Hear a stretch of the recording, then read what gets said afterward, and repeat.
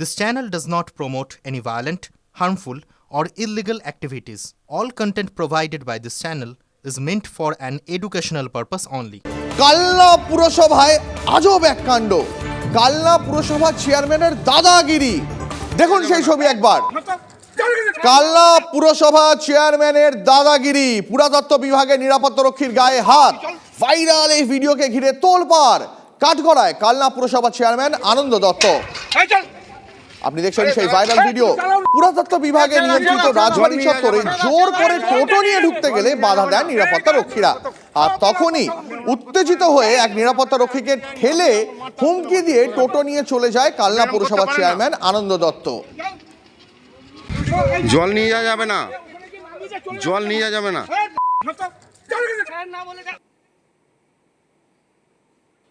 আপনারা দেখছেন সেই ভাইরাল ভিডিও, কালনা পৌরসভা চেয়ারম্যানের দাদাগিরি। ছবিটা একবার দেখুন, নিরাপত্তা রক্ষীর গায়ে হাত। আরো বিস্তারিত জানবো, সহকর্মী কৌশিক রয়েছেন আমাদের সঙ্গে। কৌশিক, এই ছবি অত্যন্ত লজ্জার ছবি। পুরসভার একজন চেয়ারম্যান, তিনি নিরাপত্তা রক্ষীর গায়ে হাত দেবেন কেন? সেও তো তার ডিউটি করছে। একদমই কালনা পুরসভার পুরপ্রধান যার দাদাগিরির ভিডিও কিন্তু ভাইরাল। এখানে পুরপ্রধান আনন্দ দত্ত একজন পুরাতত্ত্ব বিভাগের যিনি সিকিউরিটি গার্ড, তাকে ধাক্কা দিচ্ছে এমন ছবি কিন্তু ওই ভিডিও দেখা যাচ্ছে, এবং ধাক্কা দেওয়ায় ওই সিকিউরিটি গার্ড মাটিতে পড়ে যায়, এবং সেই সঙ্গে পুরপ্রধান কিন্তু গালিগালাজ করতে শোনা যাচ্ছে পুরপ্রধানকে। গতকালকের কালনার রাজবাড়ির ঘটনা, এই রাজবাড়িতে একটি রথগুলোকে ভোগ কাটা হচ্ছিল একটি কমিটির উদ্যোগে। যে কমিটি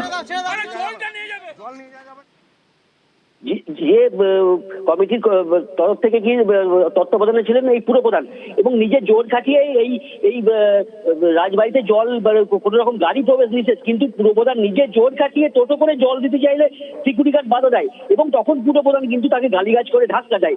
এবং এই ঘটনায় একজন জনপ্রতিনিধি তার এমন ব্যবহারে কিন্তু প্রশ্ন উঠছে কালনা শহরে কিন্তু নিন্দার ঝড়। যদিও বিষয়টি কালনার বিধায়ক জানিয়েছেন যে দলকে জানানো হবে, এতে কিন্তু তৃণমূল দলের নাম খারাপ হচ্ছে, এবং পুরাতত্ত্ব বিভাগ থেকে কিন্তু বিষয়টা ঊর্ধ্বতন কর্তৃপক্ষকে জানানো হবে বলে কিন্তু এই মুহূর্তে জানানো হয়েছে। কৌশিক, ধন্যবাদ।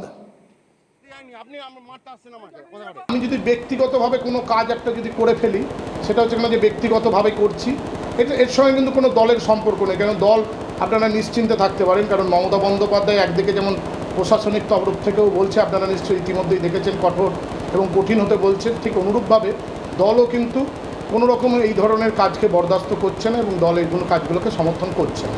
আসল সোনার মূর্তির ছবি দেখে রমরমিয়ে নকল সোনার কারবার। বাজার মূল্যের অর্ধেক দামে সোনা মিলত সাদ্দামের কাছে। এই কথাটা পয়তারহাট গ্রামের প্রায় সকলেরই জানা।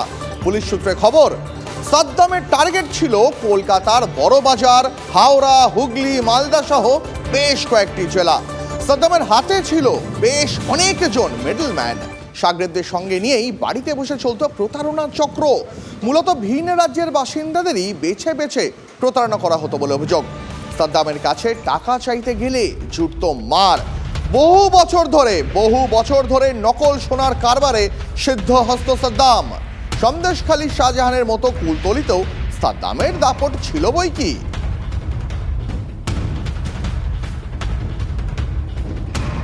ওখানে যে সোনার মূর্তি দেখাতো, আর ওইসব টাকা পয়সা মেরে কেটে নিতে এইসব বাইরের লোক আসে, শুনেছি তারা কি করে না করে, কখন কি হয় আমরা কি ওইসব দেখে। সন্দেশখালী শাহজাহানের ছবি তো আপনাদের অনেক দেখিয়েছি, আপনারা দেখেওছেন শাহজাহান কিভাবে অত্যাচার চালাতো। এবার আপনাদের খোঁজ দেব সোনারপুরের শাহজাহান জামালের। এই জামাল কি করত, তার একটার পর একটা বয়ান প্রত্যক্ষদর্শীরা যা যা বলছেন শুনলে হাড় হিম হয়ে যাবে। সিলিংয়ে উল্টো করে ঝুলিয়ে চলতো অত্যাচার, মহিলাকে বাড়িতে ডেকে এনে শিকলে দিয়ে বেঁধে চলতো অত্যাচার, আর স্বামীদের সিলিংয়ে উল্টো করে ঝুলিয়ে দেওয়া হতো। এই সীমাহীন বর্বরতার সাহস কে জোগালো এই জামালকে? কার ছত্রছায়ায় জামালের এত বাড়বাড়ন্ত? পুলিশকে কিছুই জানতো না? কোথায় গা ঢাকা দিয়ে সোনারপুরের শাহজাহান?